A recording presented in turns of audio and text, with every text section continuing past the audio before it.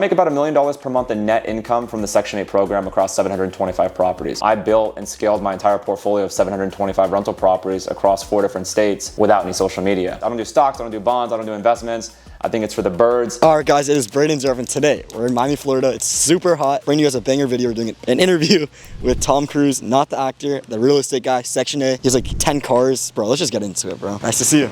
Good to see you too. So, if people are watching, right? Yeah. They don't know who you are. Who are you? My name's Tom Cruz. I'm a Section 8 investor. I've been buying real estate for the last 8 years. And this is your house? This is my house. Yeah, I bought this house last October, and along some other toys that we'll show you guys today. So, how much does this house cost? I paid $20 million for the house. $20 million? $20 million for the house in October of last year. Do you own a lot of properties? I have 725 Section 8 rental properties across 4 different states. That's insane. Yeah. Can we see inside the house? Yeah, let's go. All right, guys. So right here, we're with Tom, where you're sitting down in the office, and I have a few questions for you. Yeah, let's do it. So I got the phone out, I got the notes ready, and some of my questions are, how did you get started? So I got started after college. I did like a side hustle. I was doing marketing. I did web design, SEO, basically anything out of college to start generating cash to be able to start buying properties. I eventually got into wholesaling. If you guys don't know what wholesaling is I basically found properties that were distressed, ugly, overgrown lawns, junk cars in the driveway, and I would make offers on those properties for, let's say, 10 or 15% under what it might have been worth. So if I put a property under contract for $55,000, I would then go and try to find a buyer that actually wanted to buy that property. I couldn't afford to pay $50,000 for a house back then. So what I did was I would find somebody that wanted to flip that house, and I would say, hey, look, I have this property under contract for $50,000. I'll sell it to you for $52,000. So then I would assign the contract that I had at $50 to him for $52, and I would make the $2,000 difference. Basically, I continued to do that until I had enough money to start putting down payments on rental properties. Do you think your business relies on social media at all? No, because I started before I ever had an audience, right? Okay. So I have 1.2 million on TikTok and 160,000 on Instagram now. But 10 years ago, when there was no TikTok and there was no reach, you had to be basically a celebrity to get anywhere. I built and scaled my entire portfolio of 725 rental properties across 4 different states without any social media. Now it's easier because now you can post a video on TikTok and go viral, and you can get a bunch of leads, for off-market properties to be able to buy at a great deal. But back then, no, it didn't. I know you do sell a program, but do you make money directly off social media? No, I'm not part of any creator program or anything. Okay. I mean, I do have a software platform that I showed you guys. I also do one-on-one mentorship as well. So I do profit from that. But for the most part, that's coming either from TikTok or Instagram. So obviously, yeah, that has a good amount of inbound leads. So how many exact properties do you currently own? I have 725 properties. Like on the dot? On the dot. As of this morning. We closed on 2 more last week. Last week? Yeah. So do you close, or you have a team? So I still look for my own properties. I don't have an acquisitions team. Like, I enjoy going out, finding properties, hurting feelings of sellers and real estate agents. Like, it's still like a fun cat and mouse game for me. But I have a full property management team. They handle the actual like occupying them, screening the tenants and all that. That's awesome. And what is your monthly income? Are you allowed to say? Yeah, I could say. So I make about $1 million per month in net income from the Section 8 program across 725 properties. A lot of my earlier properties that I bought are paid off, so I don't have any debt on them, so I cash flow a lot more. And then from my actual mentorship, I make another $130,000 to $150,000 per month. So about 1.1 to $1.2 million per month net. If I sell a couple properties, because sometimes we'll sell properties that have appreciated a lot, and then I'll either do what's called a 1031 exchange, where I'll take the proceeds from that property and then buy more properties with it as well. And so you make over $1 million a month. How much do you spend a month? So if I make $1 million to 1.1 million per month in net income, my typical monthly expense is between $200,000 and $250,000 per month. Oh, so that's not bad. Yeah, I try to keep it under 25%. If I ever have like a new debt, I always pay off something else. I really don't like to go more than 25%. So I'm able to keep a lot of the money still moving and buying new properties. I'm buying anywhere from 7 to 10 new properties every month. Oh, you are? Yeah. Consistently? Consistently. And do you think it's important to have your money flowing, like money doing? Like, oh yeah, money's got to keep moving. If you just let it sit in a bank account, or I don't do stocks. I don't do bonds. I don't do investments. I think it's for the birds. I want to be able to go and actually see the property that I'm buying. I like seeing that it's going to be cash flowing. I have complete control of it. If I want to sell it, if I want to rent it, if I want to refinance it, if I want to do short-term rentals, if everything goes to shit, I want to do it STRs. I can do that. I don't put money in Tesla, and then Elon tweets something and it loses 20% of its value overnight. I just don't deal with it. So all I do is buy real estate. And let me ask you this also, since you're in Miami, would you recommend someone younger, right? They're like making money on social media or whatever they're doing. You think it's important to buy a supercar? So, I mean, it really just depends on what exactly you're doing on social media. You know, if it's part of the image and, you know, you have to do that, then I guess, you know, I really don't think supercars really move the needle that much with marketing. I think what makes a much bigger impact is showing the result of what you're doing. I'm only so successful with my program with education and software because I've also had 10 years of experience, and I can show the houses that I've bought. I can show the income, I can show the cash flow, I can show the lifestyle. But a lot of these people are like faking it till they make it. Yeah. Literally everyone you know in Miami has a G63. They live in a 1-bedroom apartment in Brickell, and you know, they're all faking it till they're making it with their $20,000 a month in income, which is fine. But all that does is restrict your ability to build true wealth. That's true. My biggest regrets was buying the Corvettes and like the wannabe supercars earlier on, because it just created more debt for me that prevented me from buying more properties. It took me probably 5 years to realize, look, just go sit in your 3 Series for 3 or 4 years, eat shit, and then go, and then, you know, once you actually have the income to buy the cars that you want, then do that. So you think just wait until it's right? Yeah. My threshold was, if I don't notice the monthly payment coming out on auto draft, then it's probably a good time for me to buy the car. That's true. How many hours do you think you're in this office working? Working, and it also depends what you consider work. If you're talking about like just straight up looking at properties, acquiring properties, and doing real estate work, maybe 5 hours per week. Per week? Per week. Damn, that's yeah. Because I mean, it's really a matter of just looking at properties, making a list, making the offers, and then just seeing how they counter, right? But I also spend probably 10 to 12 hours per week creating content on social media, on, you know, coaching students, on, I also manage some of my properties with my property managers every Friday, which this morning, actually, before you guys got here, I had a call with my property management team on Zoom. We made sure everything was running smoothly. Can you say how many students you have, or you can't say? It's like 300 or 400 students right now. 400? Yeah. You looking to grow it, of course? I think for me, the education space is fun. I like the software space better. Yeah. So I like the SaaS space. I like creating new features. I like seeing how people use it and how they leverage it to really build their own portfolio. And we kind of like, we eat our own dog food. Like me and my property management team use our own software. Yeah. So we always know kind of the pain points where people are needing, you know, help with it. But the next challenge for me is building my SaaS company. So you're pretty good at sales?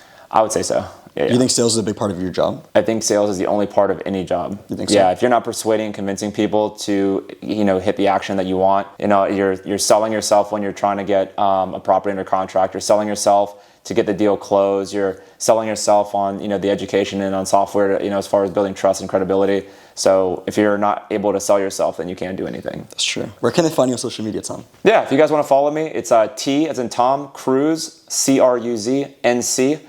On TikTok and Instagram, or if you guys want to check out the free training, it's section8webinar.com. Thank you for your time. Yeah, no problem, man. Thanks for having me. All right, guys, today I'm going to show you how to buy your first Section 8 rental property using my Section 8 Pro platform, also how to get your tenant in there very quickly, and also set up property management. First step that you want to do is open up Section 8 Pro. This is my proprietary Section 8 software. You click on Filter. I like buying properties between $65,000 and $130,000. Minimum cash flow, I want $900 per month. I want to make quite a bit of cash every single month. And I want to buy turnkey move-in ready properties.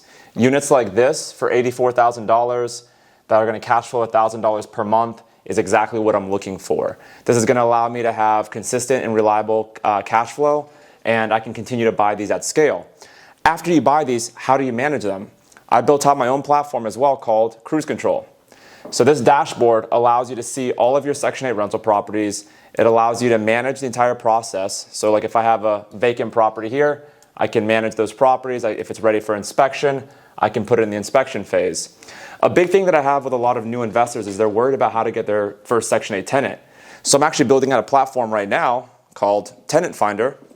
I call it LinkedIn for poor people. Basically, this is all the Section 8 tenants in the United States, and we're screening for credit, their rental history, and also previous evictions and criminal background.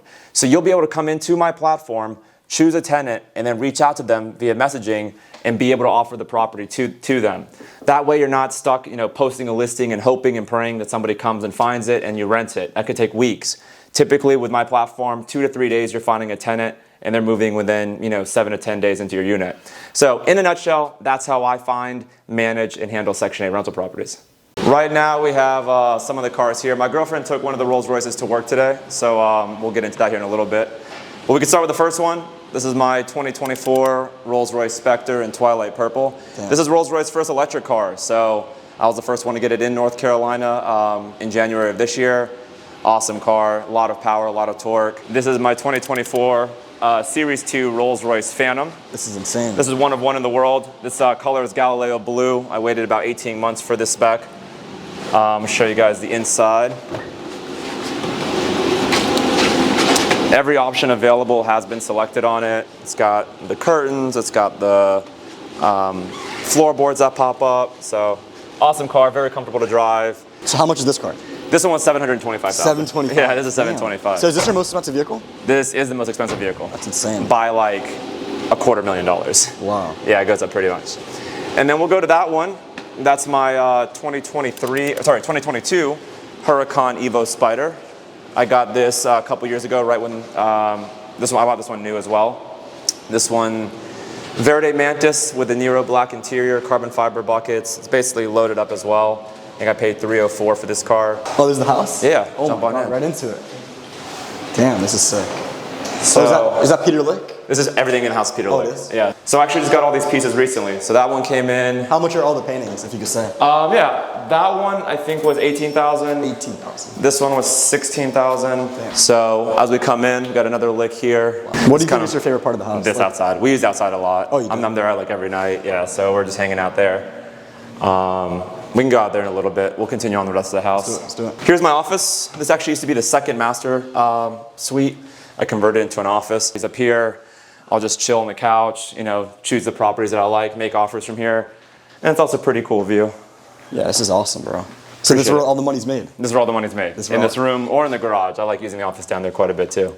Damn, that painting's sick. Yeah, that's actually from an artist called Transparent. Awesome artist. I'm actually gonna get some more pieces from him as well.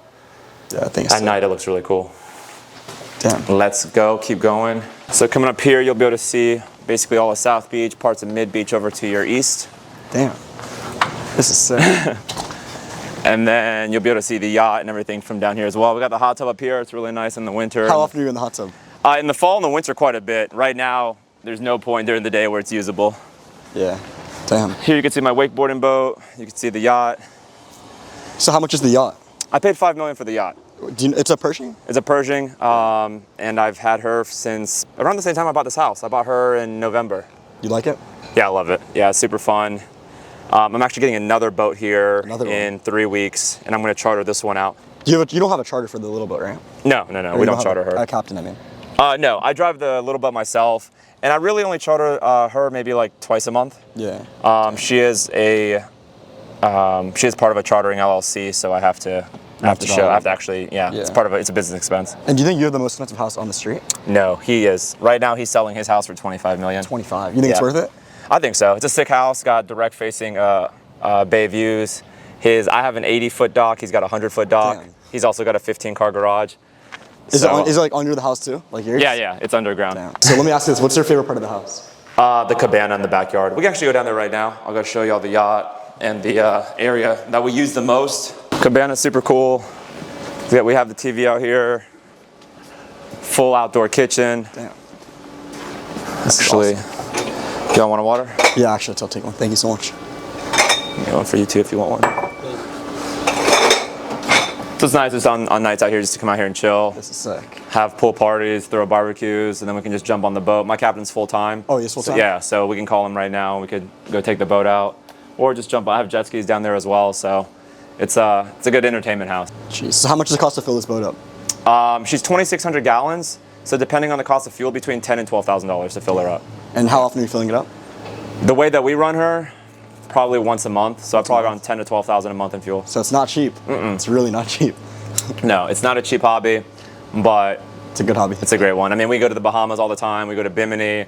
I've taken her back home to North Carolina. Oh, you've driven this boat to North Carolina? Oh yeah. It's a 2-day trip straight up the coast, and I used to live in Wrightsville Beach, so it's a lot of fun to take her up there, see friends, hang out.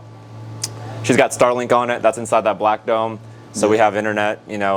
I can stream on it. We play Xbox in there, so it's. Oh, you do? Yeah. Are you a big video gamer? I wouldn't say I'm a big video gamer. I play Call of Duty, and that's really about it. Yeah.